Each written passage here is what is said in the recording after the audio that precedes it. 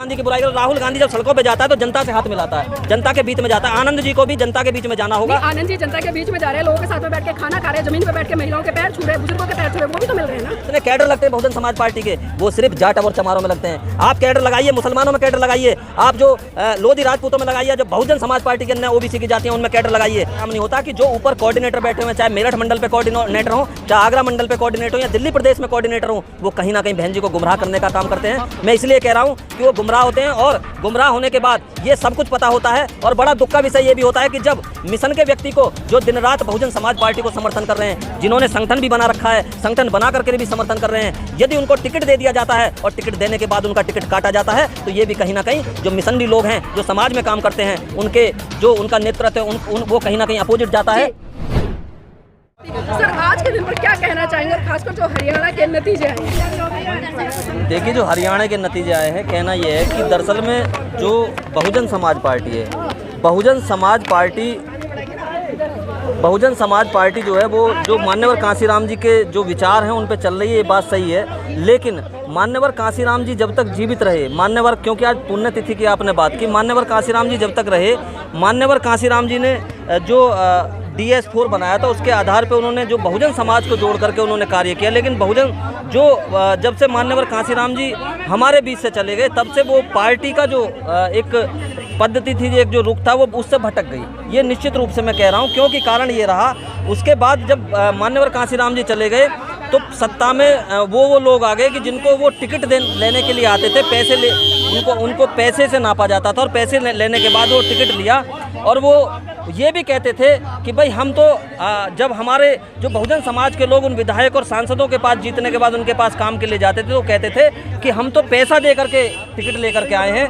तो कहीं ना कहीं वो भटकाव हुआ, और कहीं ना कहीं उस भटकाव के कारण जो है, जो बसपा का ग्राफ गिरता चला गया। और ग्राफ गिरने का कारण, एक मुख्य कारण ये भी है कि जो बहुजन समाज पार्टी में जो कोऑर्डिनेटर हैं, जो ऊपर नेता बिठा रखे हैं, उनकी उम्र 50-50 साल से ज़्यादा हो गई है। उनकी उम्र 50-50 साल से ज़्यादा हो गई है। और आकाश आनंद जी आज युवा हैं, वो पार्टी में आए हैं, और कई बार ये घोषणा पार्टी के द्वारा हो चुकी है, हिसाब ठीक लगाते हैं पार्टी कई बार ये घोषणा हो चुकी है कि युवाओं को 50% लिया जाए। आप बताइए दिल्ली में कितने 50% युवा लिए गए हैं? आप बताइए उत्तर प्रदेश में कितने 50% युवा लिए गए हैं? आज भी ये स्थिति है कि जो पुराने लोग हैं, जो 50 साल से ज़्यादा के लोग हैं, वही पार्टी के अंदर काम कर रहे हैं। दूसरी बात एक और है, आपने युवाओं की बात करी, 50% की भागीदारी की बात करी, लेकिन जानना चाहूंगी, जिस तरह से साहब मान्यवर कांसीराम जी ने बहन जी को निकाला, उनको उत्तर प्रदेश का 4 बार मुख्यमंत्री, तो आज बसपा में एक भी चेहरा बहन जी के अलावा महिलाओं का ऐसा दिखाई नहीं देता कि जिसको आने वाले भविष्य में कमान सौंपी जा सके।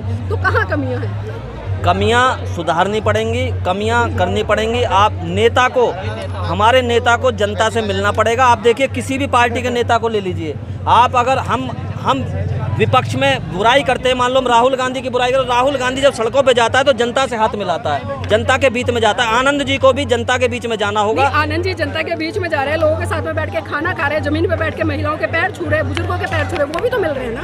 वो मिल रहे हैं, लेकिन महिलाओं की भागीदारी भी सुनिश्चित करनी पड़ेगी, युवाओं की भागीदारी सुनिश्चित करनी पड़ेगी। और जो मान्यवर कांसीराम जी ये कहकर गए थे कि भाई, मान्यवर कांसीराम जी ने कहा था कि मेरा समाज बहुत ललुआ है, मेरा समाज बहुत सीधा है, मैं इसमें नेता पैदा करके जाऊंगा। लेकिन आज मैं ये मानता हूं कि जो नेता हैं, वो मान्यवर कांसीराम साहब ने जो इतना काम किया कि नेता ज़्यादा पैदा हो गए। आप ये देखेंगे, आज जो संगठन बना करके लोग पार्टियां बना रहे हैं, और पार्टियां बना करके फिर वो टिकट की बात करते हैं, वो विधायक और सांसद बनने की बात करते हैं। समाज से ऐसे कितने लोग ऐसे निकल के आए जो आज, जो हमारे, मैं बहुजन समाज में से अगर SC/ST की बात करूं तो SC/ST में ही नेता इतने पैदा हो गए कि वो MP MLA बनने की तो बात करते हैं, लेकिन समाज में जाकर जहां एक संगठनात्मक रूप इकट्ठा होने की बात है, सरकार बनाने की बात है, वहाँ कहीं ना कहीं दिक्कत आ रही है। वो इसलिए दिक्कत आ रही है कि आज जो मान्यवर कांसीराम जी साहब पैदा कर गए थे, सामाजिक जो परिवर्तन की गति थी वो धीमी हुई है। और जो राजनीतिक लोग हैं वो आज राजनीति की तरफ, राष्ट्रीय अध्यक्ष बनने की तरफ ज़्यादा ललायत हुए। लेकिन आपको ये नहीं लगता कि जिस तरह से साहब मान्यवर कांसीराम के टाइम में लोग काम करते थे, या जिस तरह से अभी हम RSS की बात करें, RSS लगातार इतनी सक्रिय रहती है, और इतने लंबे समय के बाद में देखा हमने 2014 में वो फुल फ्लैश सरकार में आए, लेकिन बसपा इतनी सैद्धांतिक पार्टी, विचारधारा पे टिकने वाली पार्टी, तो कमियां कहाँ हैं? क्या बसपा के नेता सिर्फ चुनावी माहौल में ही उतर के आते हैं, उससे पहले वो सोते रहते हैं? देखिए, ये बात आपकी सही है। मैं बुलंदशहर का रहने वाला हूँ।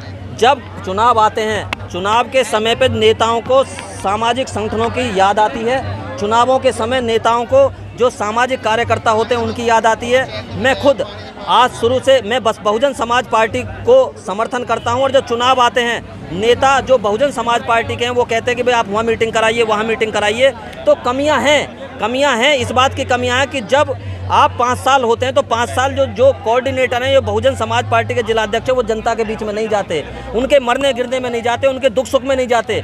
और अगर आप इन्होंने दुख सुख में जाना शुरू कर दिया और उनके मरने गिरने में जाना शुरू कर दिया तो निश्चित रूप से बदलाव आएगा। ये चुनावों के समय पे हमारे समाज की याद आती है और हमारे समाज के बीच में जाते हैं, और समाज की भी हम ना बात करें। और आप ये देखिए, मैं कहता हूं जो जितने कैडर लगते हैं बहुजन समाज पार्टी के, वो सिर्फ जाट और चमारों में लगते हैं। आप कैडर लगाइए, मुसलमानों में कैडर लगाइए, आप जो लोधी राजपूतों में लगाइए, जो बहुजन समाज पार्टी के अन्य ओबीसी की जातियां उनमें कैडर लगाइए। ये कैडर नहीं लग रहे, कैडर आपको लगाने पड़ेंगे, और जब तक आप ये कैडर नहीं लगाएंगे, मान्यवर कांसीराम जी की आप कितने भी जन्मदिन मनाते रहें, मान्यवर कांसीराम जी की पुण्यतिथि हम उनको याद करते रहें, लेकिन उनके विचारों से कहीं ना कहीं हम बहुजन समाज पार्टी के जो नेता हैं वो भटक रहे हैं। वो भटक इसलिए रहे हैं, जो मैं कह रहा हूँ ओबीसी में वो कैडर नहीं लगा रहे, लोगों के अन्य समाज में कैडर नहीं लग रहे। जितने भी आप कैडर देखेंगे आज जाट और चमारों में कैडर लग रहे हैं, और वो एक कैडर की और एक और चीज़ है, वो एक होटल या एक कमरे में कैडर होते हैं, उसमें आम जनता नहीं होती।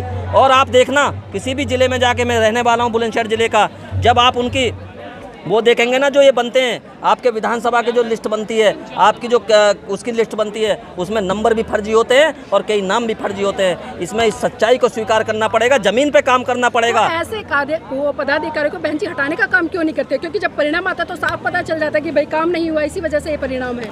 वो हटाने का इसलिए काम नहीं होता कि जो ऊपर कोऑर्डिनेटर बैठे हुए हैं, चाहे मेरठ मंडल पे कोऑर्डिनेटर हो, चाहे आगरा मंडल पे कोऑर्डिनेटर हो, या दिल्ली प्रदेश में कोऑर्डिनेटर हो, वो कहीं ना कहीं बहन जी को गुमराह करने का काम करते हैं। मैं इसलिए कह रहा हूँ कि वो गुमराह होते हैं, और गुमराह होने के बाद ये सब कुछ पता होता है। और बड़ा दुख का विषय ये भी होता है कि जब मिशन के व्यक्ति को, जो दिन रात बहुजन समाज पार्टी को समर्थन कर रहे हैं, जिन्होंने संगठन भी बना रखा है, संगठन बना करके भी समर्थन कर रहे हैं, यदि उनको टिकट दे दिया जाता है और टिकट देने के बाद उनका टिकट काटा जाता है, तो ये भी कहीं ना कहीं जो मिशनरी लोग हैं, जो समाज में काम करते हैं, उनके जो उनका नेतृत्व है वो कहीं ना कहीं अपोजिट जाता है। कांसीराम जी अपनी मीडिया की बात करते थे, वो लगातार कहते थे अगर बहुजन मीडिया होती तो हम कहां से कहां पहुंच जाते। लेकिन आज वर्तमान समय में अगर मैं बात करूं बहुजन मीडिया की, तो बहुजन मीडिया काफ़ी तादाद में, लेकिन बसपा आज भी कहीं ना कहीं उससे दूरी बनाए रखे। कारण क्या है? कारण तो देखिए, जो बहुजन समाज का नेतृत्व वो ही बता सकते हैं, लेकिन आज का दौर मीडिया का दौर है, और आज के दौर मीडिया से ही जितनी पार्टियां हैं वो मीडिया से आगे बढ़ रही हैं, बिना मीडिया के कुछ नहीं है। और मीडिया को आपको बढ़ाना चाहिए, मीडिया के लोगों को आपको बढ़ाना चाहिए।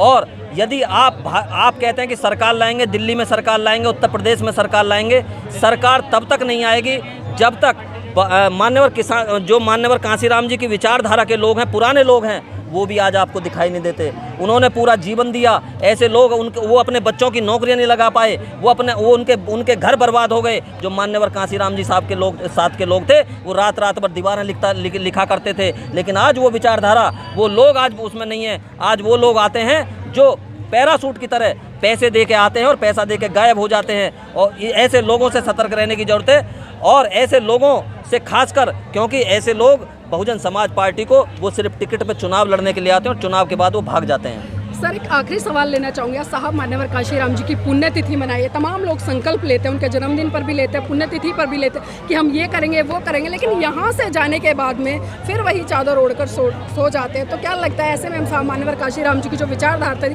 उसको स्थापित कर पाएंगे, या देश में जो बहुजनों की सत्ता है उसको ला पाएंगे? देखिए, बहुत सारे लोग तो ऐसे होते हैं, बहुत सारे लोग ऐसे हैं जो विचारधारा से जुड़े हुए आते हैं। बहुत सारे लोगों को आप देखेंगे वो परिवार से, जैसे 14 अप्रैल आएगा, मान्यवर साहब की पुण्यतिथि आएगी, 6 दिसंबर आएगा, बहुत सारे लोग तो अपने बच्चों को ऐसे पिकनिक बनाने के हिसाब से लेके आते हैं। वो आते हैं और घर पे चले जाते हैं, विचारों की बात कार्यक्रमों में करते हैं, सुनते हैं। लेकिन आज ऐसे लोगों को आप दिल्ली में भी देख लेना, वो जय भीम उनके बच्चों को कहने में भी शर्म आती है, जय भीम कहने में भी शर्म आती है।